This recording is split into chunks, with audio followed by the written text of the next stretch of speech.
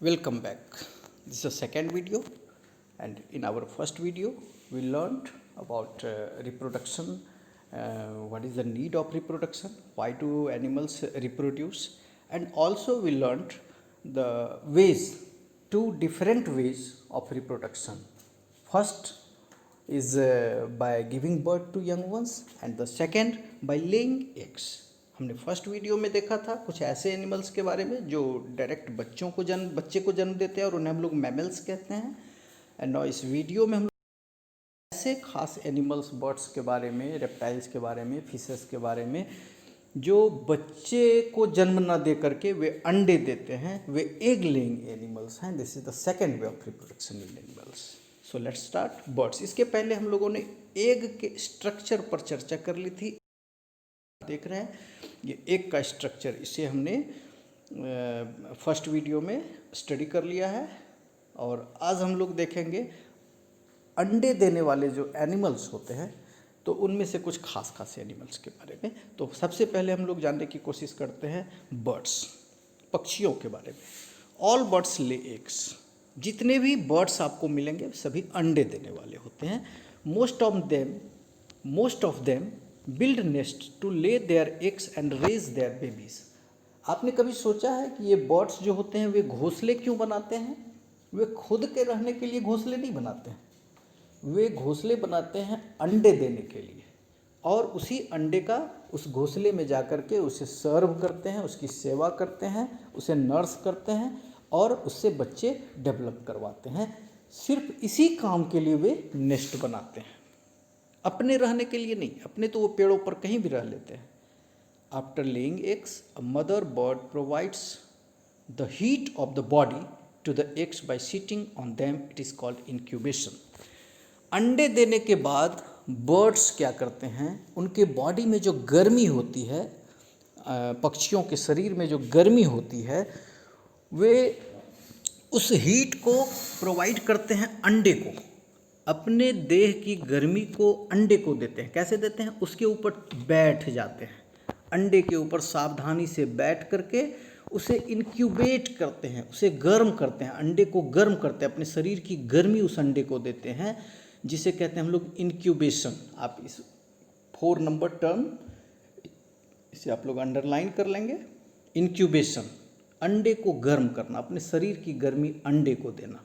By the warmth of the mother's body, the embryo inside an egg starts developing. माँ के body से गर्मी लेकर के ये एम्ब्रियो, एग के अंदर आपने पढ़ा एम्ब्रियो होता है, वो डेवलप करने लगता है उस गर्मी से। When the embryo is fully developed and turns into a baby bird, it comes out of the egg on its own. जब ये एम्ब्रियो डेवलप होता होता पूरी तरह से एक चाइल्ड, एक बेबी बर्ड के रूप में डेवलप हो जाता है, तो ये अपने आप अंडे से बाहर निकल आता है। It's called hatching. अंडे से बर्ड का बाहर निकलना क्या कहलाता है? हैचिंग कहलाता है। इसे भी आप अंडरलाइन करेंगे। अब यहाँ पर आप देख सकते हैं लाइफ साइकिल ऑफ अ हैन। एक हैन है जिसने अंडा दिया। फिर सेकेंड पिक्चर में आप देख सकते हैं यहाँ पर कि एक आप यहाँ पर देख सकते हैं सेकेंड पिक्चर में ये कैसे इंक्यूबेट कर रहे हैं अपने बच्चे को बैठकर इस पर, है ना। ये देखिए इंक्यूबेशन यहाँ पर आप देख रहे हैं, ठीक है। और उसके बाद फिर आप देख लीजिए ये इंक्यूबेशन के बाद एम्ब्रियो क्या हुआ। ये जो गर्मी है, ये हैन के बॉडी की जो गर्मी है वो इस एम्ब्रियो को मिल गई।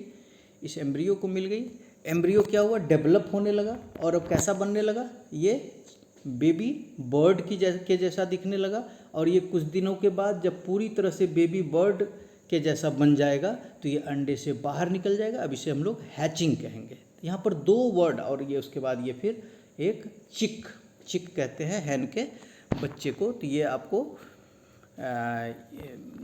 देख रहे हैं इस पिक्चर में कि 2 वर्ड आपको याद रखना है, इंक्यूबेशन एंड हैचिंग। ये 2 वर्ड, ये इंक्यूबेशन आपके लिए ज़रूरी है और दूसरा हैचिंग। ये 2 वर्ड आप याद रखेंगे, इम्पॉर्टेंट है। Next, amphi frog Amphibians are animals that live the earlier part of their lives in water and the latter part on land. ये ऐसे एनिमल्स होते हैं जो अपने लाइफ का शुरुआती स्टेज यानी इनका जन्म जो होता है, इनका डेवलपमेंट जो होता है वो पानी में होता है, लेकिन बाद में ये ज़मीन पर रहने लगते हैं, ठीक ना। इसीलिए इन्हें एम्फीबियंस कहते हैं। Amphi means both, bio means life, इनका लाइफ दोनों जगह मिलाकर पूरा होता है, इसीलिए इन्हें एम्फीबियंस कहते हैं। A frog is an amphibian, सबसे कॉमन एम्फीबियन तो फ्रॉग ही होता है, याद रखना है आपको। फ्रॉग को हम लोग एम्फीबियन कहते हैं क्योंकि वो पानी और ज़मीन दोनों पर रहता है और ज़रूरी है उनके लिए दोनों। A frog lay eggs in clusters in water, काफ़ी अंडे देते हैं फ्रॉग पानी के अंदर एक साथ समूह में। These clusters called spawn are covered by a moist gel like structure, पानी में ये ढेर सारे अंडे एक बार देते हैं और ये क्लस्टर, ये जो गुच्छा है, अंडों का गुच्छा है, ये एक प्रकार के जेली सब्सटेंस, चिपचिपा सब्सटेंस जैसा आपका कोई भी जेली पदार्थ होता है ना, जैसे गम वगैरह होता है, उससे ये प्रोटेक्टेड होता है कि इसे जो है कोई दूसरा जानवर खा न ले पानी में रहने वाला, या डैमेज ना हो जाए, इसके लिए it protects the egg from getting dry. और हाँ, मेढक के अंडे का सूखा रहना, गीला रहना, भींगा हुआ रहना, मॉइस्ट रहना ज़रूरी होता है। तो ये जो जेल होता है, ये जेल उसे गीला रखता है, सूखने से बचाता है, सूखेगा तो अंडा मर जाएगा। An egg first develops into a fish like tadpole having a TED. अब यहाँ पर आप पिक्चर में देख सकते हैं, ये एग है, एग थोड़ा सा डेवलप किया तो कैसा बन गया, टैडपोल। आप देख रहे हैं टैडपोल क्या है। The tadpole swims in water with fins and breathes only through its gills. अजीब जैसा स्ट्रक्चर है ये, तो फिश जैसा देखने में लग रहा है। मेढक का अंडा है, फ्रॉग का अंडा है, और जैसे ही ये डेवलप किया ये छोटा सा फिश जैसा लग रहा है, इसे टैडपोल कहते हैं। इसमें आप देख रहे हैं पीछे एक पंख, फिन होता है जैसा कि मछलियों में होता है, और उसके हेल्प से पानी में तैरते हैं, और इनमें मछलियों की तरह गिल्स होते हैं, गलफड़े होते हैं, और उसी से ये सांस भी लेता है। बहुत ही यूनिक प्रोसेस है ये। तो ग्रेजुअली, धीरे धीरे the tadpole begins to change. अब ये टैडपोल धीरे धीरे इसमें भी बदलाव आने लगता है।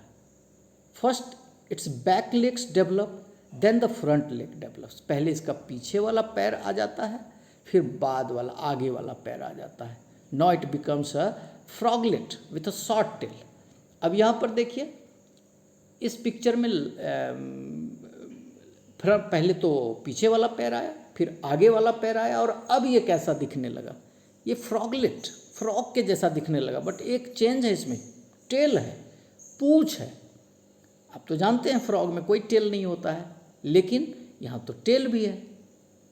इसे हम लोग फ्रॉग न कह के फ्रॉगलेट कहते हैं। फ्रॉगलेट इसलिए कहते हैं, किसी भी स्ट्रक्चर का छोटा फॉर्म जो होता है उसे शो करने के लिए हम लोग लेट सफिक्स लगा देते हैं। जैसे लीफ, छोटी पत्ती को लीफलेट कहेंगे। आइलैंड, टापू, छोटा आइलैंड रहेगा उसे आइलेट्स कहते हैं। उसी तरह से ये फ्रॉग है, फ्रॉग का छोटा फॉर्म है। अभी ये बढ़िया ढंग से फ्रॉग नहीं बना है, अभी तो ये एग्जैक्ट फ्रॉग नहीं बना है। एग्जैक्ट फ्रॉग बनेगा तब तो इसका टेल भी गायब हो जाना चाहिए, तो इसे अभी हम लोग फ्रॉगलेट कहते हैं। फाइनली और lastly the tail disappears and it becomes an adult frog. और फाइनली इसका टेल भी गायब हो जाता है और अब ये सही मायने में एडल्ट फ्रॉग होता है। This process of a tadpole changing into an adult frog is called Metamorphosis. अब ये देखिए, आपने एग डेवलप किया टैडपोल में, और टैडपोल धीरे धीरे तरह तरह के चेंजेज इसमें आते चले गए, और तब जाकर ये फ्रॉग बना। ये पूरा का पूरा प्रोसेस बदलता रह रहा है, इसे हम लोग मेटामॉर्फोसिस कहते हैं। The adult frog breathes through its lungs and moist skin. अब गौर करके देखिए, शुरुआत में जो टैडपोल वाला स्टेज था वो तो गलफड़े से सांस ले रहा था, गिल्स से सांस ले रहा था, जैसे कि मछलियाँ लेती हैं। लेकिन जब फ्रॉग पूरी तरह से डेवलप हो गया तो अब उनका ये गिल्स भी गायब हो गया, और अब वे हमारी तरह लंग्स से सांस लेते हैं, और नहीं तो फिर ये मॉइस्ट स्किन से भी सांस ले सकते हैं। इनका जो स्किन होता है वो गीला स्किन होता है, और उससे भी ये सांस ले सकते हैं। फिश, मछलियों के बारे में तो हम लोग जानते हैं कि ये तो अंडे ही देते हैं। कभी कभी आप मछली खरीदने गए होंगे तो मछली के पेट में आपको अंडा मिला होगा। ये ओविपेरस एनिमल्स हैं, अंडे देने वाले हैं। There are two kinds of fish. Most fish lay eggs but a very few of them give birth to babies.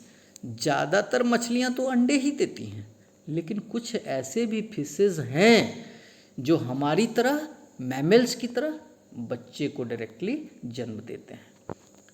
Egg laying fish usually ले thousands of egg at a time. अंडे देने वाली जो मछलियाँ होती हैं एक बार में हजारों अंडे देती हैं। They lay eggs in protected areas such as under the plants and rocks. Only very few eggs survive. हालांकि ये अंडे सुरक्षित जगह पर देते हैं, पानी के नीचे हैं मछलियां हैं, कहीं चट्टान के नीचे जाकर अंडे देते हैं, या पेड़ की जो पानी में झाड़ियां होती हैं उसमें जाकर अंडे देती हैं। लेकिन फिर भी कुछ ही अंडे होते हैं जो सरवाइव करते हैं, बचते हैं। Most of the eggs are eaten by other bigger fish. इनके बहुत सारे अंडों को दूसरी मछलियां खा जाती हैं, बड़ी बड़ी मछलियां जो होती हैं। The eggs that survive later grow into baby fish called fry. और यही जो अंडे बच गए, जिन्हें बड़ी मछलियां खा नहीं सकी, वे धीरे धीरे डेवलप करते हैं और आगे जा कर के एक बेबी फिश में डेवलप हो जाते हैं, जिसे हम लोग फ्राई कहते हैं। आप देख सकते हैं पिक्चर में, थर्ड पिक्चर में यहाँ पर। और अब हम लोग आते हैं इंसेक्ट्स के बारे में। इंसेक्ट्स, कीड़े जो होते हैं बहुत कॉमन है। इनमें कैसे होता है रिप्रोडक्शन, ये देखते हैं। ये काफ़ी इंटरेस्टिंग होता है। इंसेक्ट्स लाइक हाउस फ्लाइज, मक्खियाँ जो घर में भिनभिनाती रहती हैं, बटरफ्लाइज, तितलियाँ, and cockroaches also lay eggs, ये सभी अंडे देते हैं। Their life cycle also shows Metamorphosis.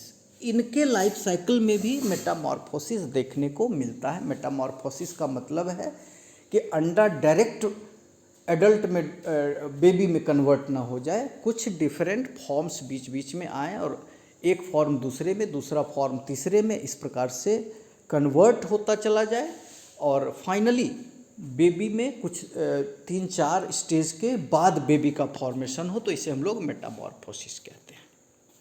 अब butterfly has 4 stages in its life cycle. अब सबसे पहले हम लोग एग्जाम्पल में लेते हैं बटरफ्लाई। सबसे प्यारा इंसेक्ट होता है, इसे तो हम लोग इंसेक्ट मानते भी नहीं हैं, but it is also insect, है तो इंसेक्ट ही, लेकिन ये इतना प्यारा होता है कि हमें इनसे कोई परेशानी नहीं होती है। खैर, इसमें रिप्रोडक्शन कैसे होता है, इसमें एग जो होता है वो कैसे डेवलप करता है, जरा ये जानने की कोशिश करेंगे।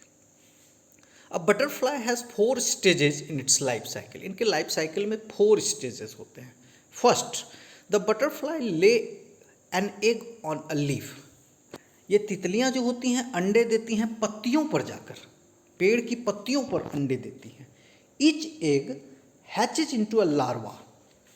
हर अंडा, हर एग जब डेवलप करता है तो लार्वा में कन्वर्ट हो जाता है। Larva, the larva looks like different from a butterfly. और ये लार्वा जो होता है वो बिल्कुल डिफरेंट लगता है, बटरफ्लाई जैसा बिल्कुल ही नहीं होता। यानी कि बटरफ्लाई का अंडा जब फूटता है तो उससे डायरेक्ट बटरफ्लाई ना निकल करके एक अजीब जैसा जीव निकलता है, जिसे हम लोग कहते हैं caterpillar. The larva of a butterfly is called a caterpillar. ये देख रहे हैं आप कैटरपिलर यहाँ पर। और ये कैटरपिलर जो होता है बिल्कुल पिल्लू आप देख रहे हो, कभी कभी आप साग वगैरह में देखे होंगे पत्तियों पर पिल्लू होता है। एक्चुअली ये इंसेक्ट का लार्वा है, ये लार्वा स्टेज कहलाता है। यानी कि अंडे के फूटने के बाद, अंडे के हैचिंग के बाद यही सबसे पहले बनता है, caterpillar. The larva feeds on leaves and grows. अब ये जो कैटरपिलर होता है, लार्वा होता है, वो पत्तियों से फूड लेता है, पत्तियों को खाता है और बढ़ता है। आफ्टर सम टाइम, कुछ समय के बाद, इट सेट्स इट्स स्किन।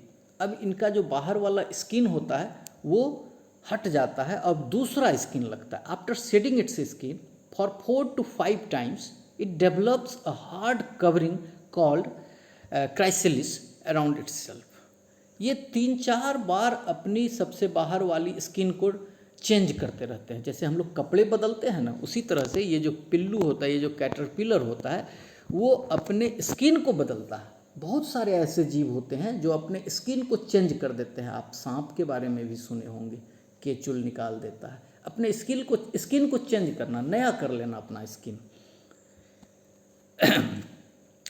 तो it develops a hard covering called chrysalis around itself. It's now called a pupa.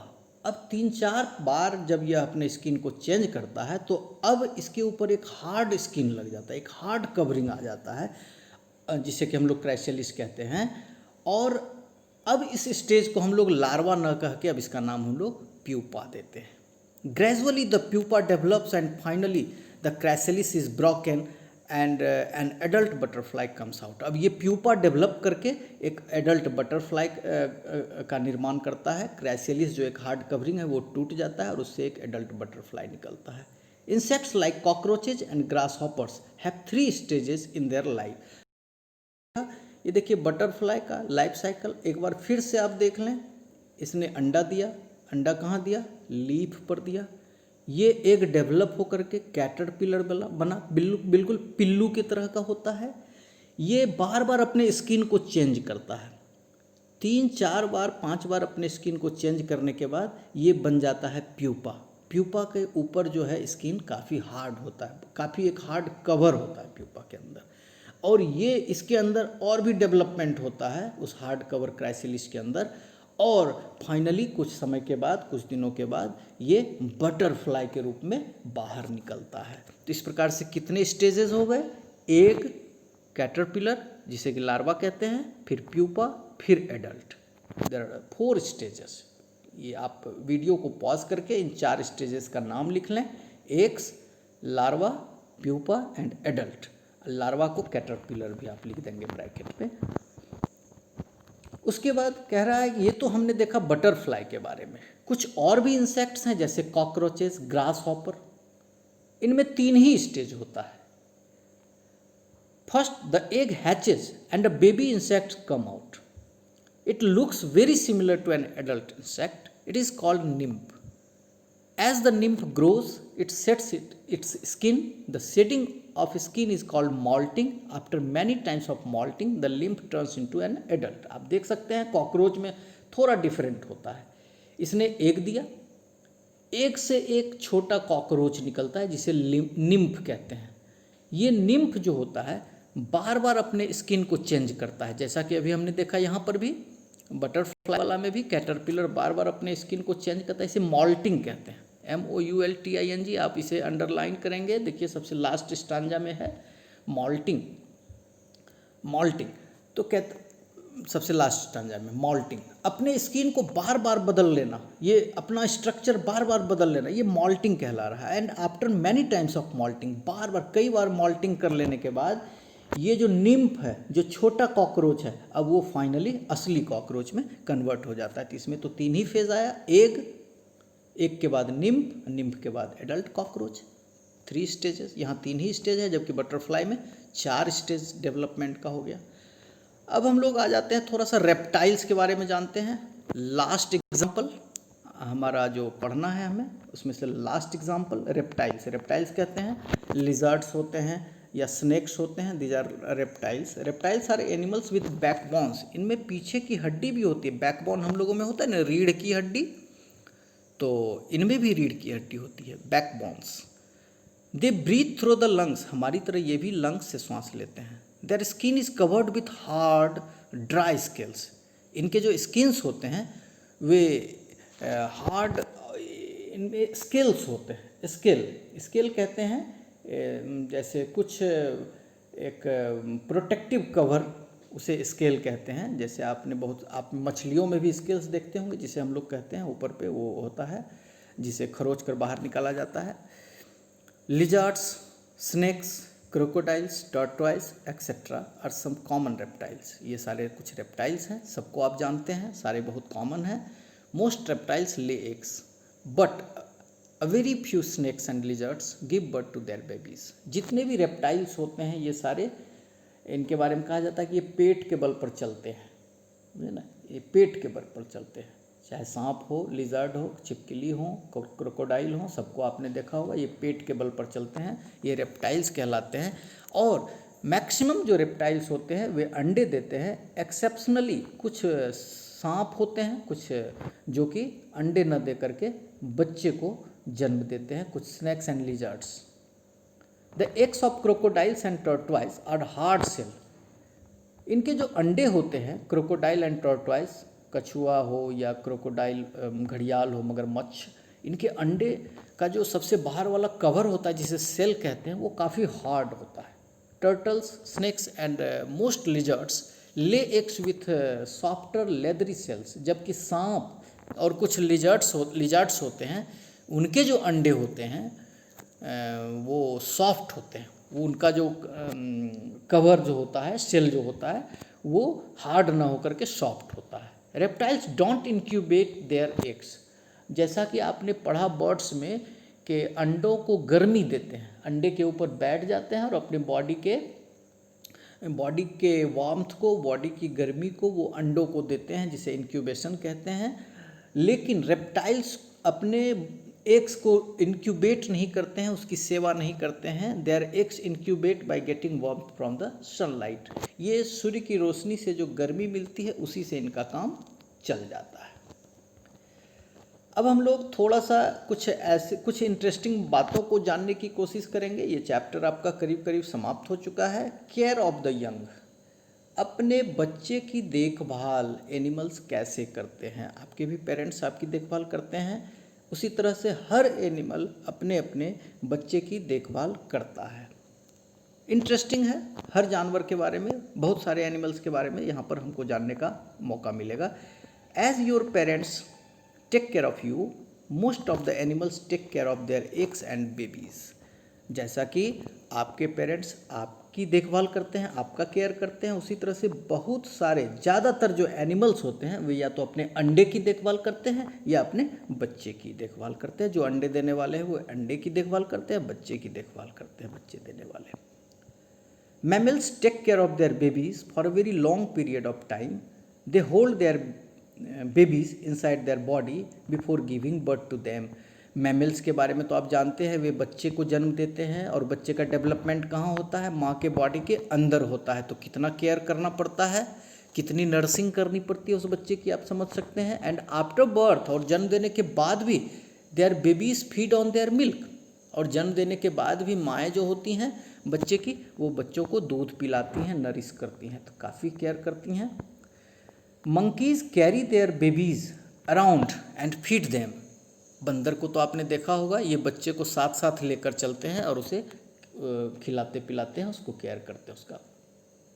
A female kangaroo is a mammal that has a pause on her body, she keeps her baby in it. Kangaroo के बारे में तो आपने ज़रूर कहीं ना कहीं देखा होगा, पढ़ा होगा, या आपने डिस्कवरी चैनल वगैरह पर देखा होगा। इनका जो पेट वाला साइड होता है, वेंट्रल साइड होता है, उस पर एक पॉज होता है, उसमें एक थैली होती है जिसमें ये बच्चे को लेकर के ही चलते हैं और दुश्मनों से उसे बचाते हैं, खिलाते पिलाते हैं और उसका केयर करते हैं। Some fish keep their eggs in their mouth until the egg hatches. देखिए, कुछ मछलियाँ ऐसी होती हैं जो अपने अंडे को तब तक अपने मुंह में ही रखते हैं जब तक उससे दूसरी मछली डेवलप ना हो जाए, प्रोटेक्ट करने के लिए, कोई दुश्मन उसे हमारे अंडे को खा ना जाए। Crocodiles lay eggs in the soil and hide them by covering them with grass. आपने देखा होगा डिस्कवरी चैनल पर, नेशनल ज्योग्राफिक पर, क्या देखा होगा कि बहुत सारे क्रोकोडाइल्स जो होते हैं वे पानी में रहते हैं, लेकिन अंडे पानी में न दे करके पानी से बाहर आकर के ज़मीन पर वे अंडे देते हैं और वे अंडे को छुपा देते हैं, ऊपर पे घास फूस वगैरह रखकर छुपा देते हैं कि कोई हमारा अंडा डैमेज न कर दे। Humans are the only mammals that take care not only of their children but also of their grandchildren. Human तो बहुत ही यूनिक क्रिएचर होता है। इंसान जो होते हैं, मनुष्य जो होता है, वो सिर्फ अपने बच्चे की देखभाल नहीं करता है बल्कि अपने पोता पोती की भी देखभाल करता है। ऐसा एकमात्र जीव मनुष्य ही है। तो इस प्रकार से हमने देखा कि एनिमल्स अलग अलग तरीके से रिप्रोड्यूस करते हैं और अलग अलग तरीके से अपने बच्चे की, अपने अंडे की देखभाल भी करते हैं। तो काफ़ी इंटरेस्टिंग चैप्टर था ये। इसे आप लोग दोबारा तिबारा देखकर, वीडियो देखकर और बुक्स को पढ़कर जो डिफरेंट आपको वर्ड्स लगते हैं उसे अंडरलाइन करेंगे, और उसका मीनिंग अगर आपको जानना हो तो आप फिर से एक बार वीडियो देख लेंगे। और इस प्रकार से आपका ये चैप्टर ख़त्म हुआ। आप एक्सरसाइज को सॉल्व करने की कोशिश करें, और फिर जो दिक्कत होगा इसे हम लोग देखेंगे, और ज़रूरत अगर हुई तो हम लोग थर्ड वीडियो में भी उसे करने की कोशिश कर लेंगे। Thank you.